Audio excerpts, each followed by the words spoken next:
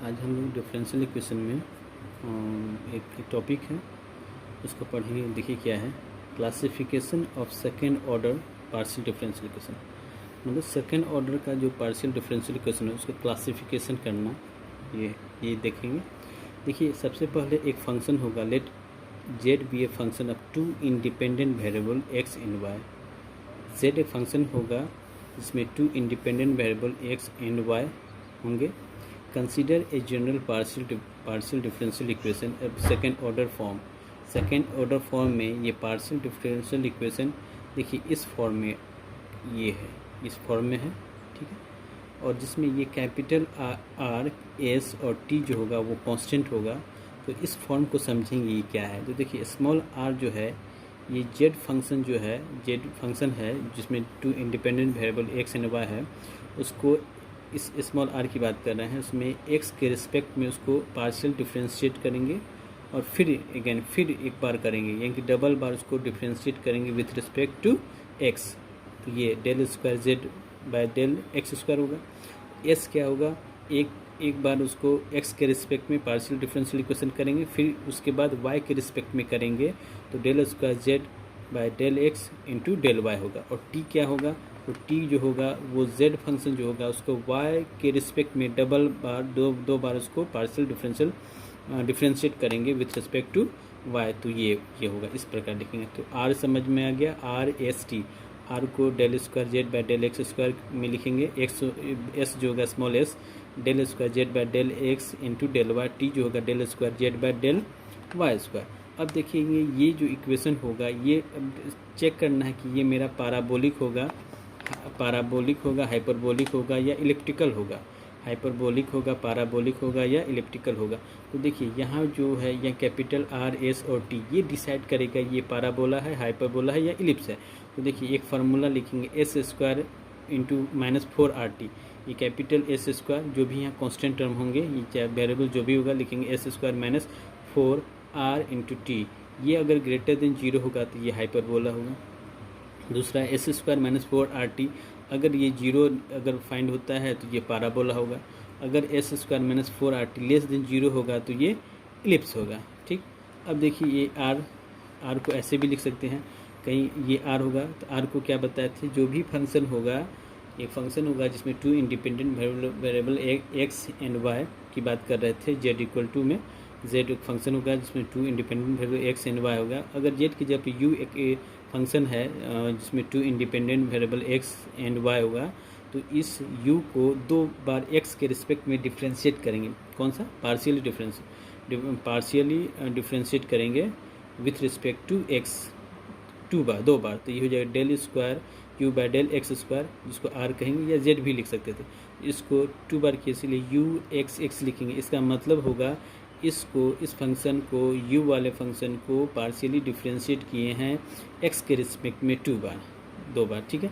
तो अब देखिए यहाँ पे 2 टाइम्स इसको किए। अब यहाँ पे s को क्या करेंगे, एक x के रिस्पेक्ट में भी करेंगे, एक y के रिस्पेक्ट में करेंगे, इसलिए इसको u(x)y भी लिख सकते हैं। t को y के रिस्पेक्ट में करेंगे एक बार, और एक y के रिस्पेक्ट में करेंगे तो u(y) लिखेंगे, ठीक है। और u क्या है कि फंक्शन होगा ऑफ x एंड y। देखिए इसको समझने के लिए एक एग्जांपल लेते हैं, उससे समझेंगे ये पाराबोला, हाइपरबोला और इलिप्स की जो बात कर रहे हैं वो कैसे होगा। देखिए एक इस क्लासीफाई करना है इस पार्शियल डिफरेंशियल इक्वेशन का, ये आपका गिवन है। तो देखिए इसको कैसे बनाते हैं। तो देखिए गिवन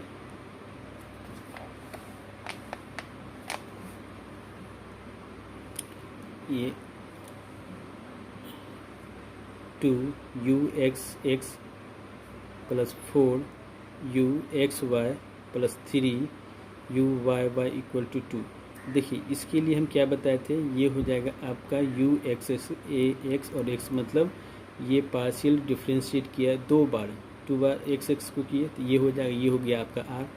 अब देखिए u(xy) इसको मतलब पार्शियली डिफ्रेंशिएट किए, एक x के रिस्पेक्ट में, एक y के रिस्पेक्ट में, तो ये r, ये s हो जाएगा। और ये u(y) इसको मतलब पार्शियली डिफ्रेंशिएट किए, एक y फिर एक बार y, मतलब dy², तो इसको t कहेंगे। तो देखिए ये हो जाएगा 2r plus 4s plus 3t equal to 0, ठीक। अब देखिए ये अगर हम जनरल इक्वेशन जनरल फॉर्म में भी जो बताए थे सेकेंड ऑर्डर का, तो ये क्या लिखे थे, R small R plus S small S plus T small T plus function X Y Z P Q, ये फंक्शन मतलब ये है। तो अब देखिए यहाँ इसकी जगह पे क्या होगा, कैपिटल आर और एस और टी से ही मतलब है, तो कैपिटल आर की जगह पे आपका 2 हो गया, कैपिटल एस की जगह पे 4 हो गया और कैपिटल टी की जगह पे 3 हो गया। तो हम ये हाइपरबोला पैराबोला और इलिप्स ये डिसाइड करता है, एक फार्मूला है एस स्क्वायर माइनस 4RT, इस पर निर्भर करता है ये मेरा हाइपरबोला होगा, पैराबोला या इलिप्स होगा। तो देखिए एस कितना है 4 का स्क्वायर करेंगे -4, आर हो गया 2 और टी हो गया 3, तो हो जाएगा 16 माइनस 24, ठीक है, 16 माइनस 24, तो -8 जो होगा, जो क्या है लेस देन 0, ये -8 निकला जो क्या है लेस देन 0। तो अब देखिए लेस देन 0 के लिए हम क्या बताए थे, ये जो होगा मेरा लेस देन 0 जैसे ही होगा तो ये क्या होगा, इलिप्स होगा, लेस देन 0 होगा तो क्या होगा, इलिप्स होगा, अर्थात ये जो गिवन इक्वेशन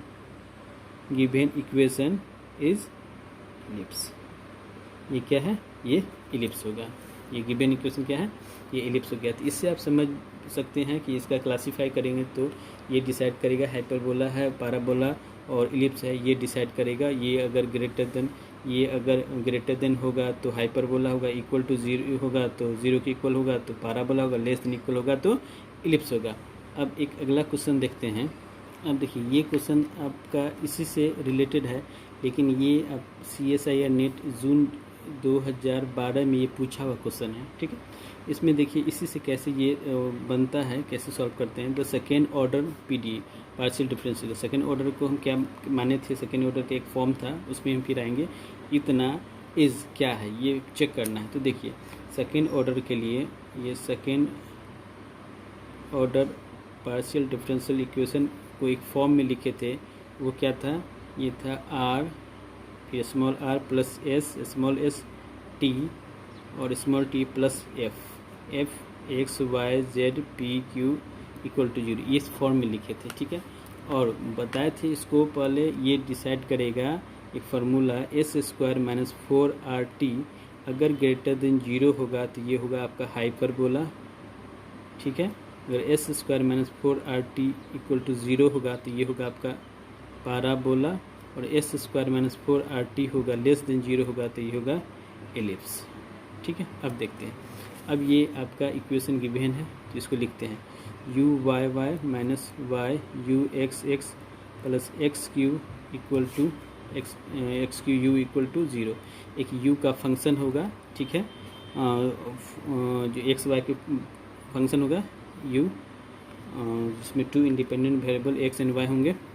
अब देखिए इस u को अगर u वाई वाई लिखते हैं, इसका क्या मतलब है, इसको पार्शियली डिफ्रेंशिएट किए हैं विथ रिस्पेक्ट टू y, लेकिन डबल, एक बार partially with respect to y and again partially with respect differentiate with respect to y। तो इसको क्या लिखेंगे, इसको लिखेंगे आपका t, चूँकि r s t ऐसे लिखते हैं, ध्यान रखेंगे।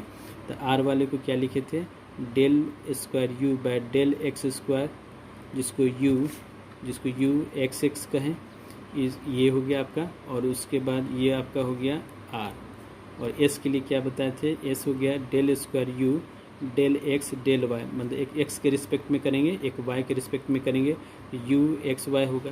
और टी के लिए क्या बोले थे, ये टी हो जाएगा डेल स्क्वायर यू और डी वाई स्क्वायर, इसको हम यू वाई वाई लिखेंगे। तो देखिए यू वाई वाई है, इसको ये टी हो जाएगा, तो यहाँ पे है ना, यहाँ देखते हैं तो ये लिखेंगे टी, तो आपका टी हो गया minus Y into U X X, ये कितना है यू एक्स और एक्स, तो यू एक्स एक्स के लिए इसको small R plus X Q U equal to 0, ये फंक्शन हो गया। अब देखिए इस इक्वेशन में हम ऐसे लिख सकते हैं, पहले आर तो माइनस वाई आर, उसके बाद एस वाले फंक्शन एस नहीं है, उसके बाद टी तो टी और plus X Q U equal to 0। तो देखिए ये फार्मूला लिखे थे, एस ये R S small S plus T small T plus F, कोई ये फंक्शन है एक्स वाई सन डॉट ये फंक्शन हो गया। अब देखिए इसमें आर कितना है, आर जो है ये आर आपका हो गया माइनस वाई, ये आर कितना है माइनस वाई, और यहाँ एस कितना है, एस आपका 0 है। कंपेरिजन कर रहे हैं दोनों इक्वेशन में, कैपिटल टी कितना है 1 है, तो टी इक्वल टू 1 है, और ये आपका फंक्शन हो गया। तो अब ये डिसाइड करेगा ये फार्मूला जिसमें हाइपरबोला है, पैराबोला है या एलिप्स है। S square minus 4r T, S कितना है 0, तो 0 माइनस आर कितना है तो माइनस वाई, और टी कितना है तो 1, तो ये हो जाएगा आपका प्लस वाई। कितना हो गया प्लस वाई, 1 मिनट 4 भी है तो यहाँ सॉरी 4 वाई, ठीक। अब ये आपका आ गया 4 वाई, तो S square minus 4r T equal to 4 Y. अब देखिए क्वेश्चन पे ऑप्शन पे आते हैं। देखिए एलिप्स एक्स रियल और वाई भी रियल, यहाँ तो रियल होगा ही, तो एक्स भी रियल वाई भी रियल, तो ना ये पता चल रहा है ये ग्रेटर देन है ना लेस देन है ना इक्वल टू है, रियल से नहीं पता चला। अब देखिए पैराबोला में भी है एक्स रियल और वाई भी रियल, तो यहाँ पैराबोला कंडीशन में तो ये एक्स तो रियल तो वाई भी रियल है, तो रियल ये डिसाइड नहीं हो पा रहा है ये मेरा ग्रेटर देन होगा कि लेस देन होगा कि 0, चूँकि रियल मेरा 0 भी है, 0 भी हो सकता है, रियल मेरा 2 है तो पॉजिटिव भी हो सकता है, रियल -2 है तो निगेटिव भी हो सकता है, तो ये डिसाइड नहीं कर पा रहा है कि पैराबोला है हाइपर की इलिप्स। अब तीसरा, ये दोनों ऑप्शन गलत हो गया। थर्ड ऑप्शन देखते हैं, इलिप्स फॉर ऑल, ये इलिप्स होगा जब y लेस देन 0 होगा, तो x रियल है। अब देखिए y लेस देन 0, अगर y लेस देन 0 करते हैं ये टोटल लेस देन 0 होगा, तो S square minus 4r T ये लेस देन 0, तो ठीक है, तो आपका ये हो जाएगा ठीक। तो ये आपका सॉरी यहाँ देखिए S square minus 4r T, जैसे ही y क्या कह रहा है थर्ड ऑप्शन में y लेस देन 0, तो y लेस देन 0 का मतलब होता है ये टोटल पार्ट क्या हो जाएगा 0 लेस देन 0, ये y जैसे y लेस देन 0 है मतलब ये टोटल लेस देन 0, जैसे ही लेस देन 0 होता है तो इसके लिए हम बताए थे ये क्या हो जाएगा, ये इलिप्स होगा, क्या होगा ये इलिप्स होगा अर्थात, और ये मेरा y लेस देन के लिए ये क्या हो रहा है इलिप्स हो रहा है, ऑप्शन मेरा सी सही होगा। और ऑप्शन हम डी भी चेक करते हैं, कह रहा y लेस देन 0 जैसे होगा तो ये क्या हाइपरबोला होगा, तो नहीं, y हाइपरबोला के लिए क्या बताए थे, y लेस देन 0 होगा तो ये भी 0 तो इलिप्स होगा, लेकिन अगर y लेस देन 0 होगा तो ये लेस देन 0 है, तो लेस देन 0 में ये इलिप्स होगा हाइपरबोला नहीं होगा, तो ये ऑप्शन भी गलत, ये सिर्फ और सिर्फ ये होगा आंसर आपका क्वेश्चन, ये ऑप्शन सी। देखिए एक बार यहाँ फिर से देखते हैं, S square minus 4r T ये सॉल्यूशन किए तो कितना होगा 4y, ठीक है। ये दोनों चूँकि ये तो डिसाइड करेगा ही नहीं से इलिप्स है या पैराबोला, चूँकि रियल में दोनों ये सारा रियल 0 भी होता है माइनस भी होता है प्लस भी होता है, तो ये कुछ भी रखेंगे, अगर 0 रखते हैं तो पैराबोला हो जाएगा, अगर माइनस रखते हैं -2 रखते हैं तो इलिप्स होगा, अगर 2 रखते हैं तो ये मेरा हाइपरबोला होता है। ये तीनों मतलब कुछ भी रखते हैं तो ये डिसाइड नहीं कर पा रहा है कि इलिप्स है कि पैराबोला है, ठीक है। अब ये थर्ड में देखते हैं, थर्ड ऑप्शन में ये लेस देन 0, जैसे ही less than y less than 0 रखते हैं तो इसका मतलब ये टोटल पार्ट कितना है लेस देन 0 हो गया, S square minus 4r T, तो लेस देन 0 जब पार्ट होगा जिसके लिए बताया था ये क्या हो जाएगा, ये इलिप्स होगा, जो इसके लिए ये सेटिस्फाई करता है, ये आंसर।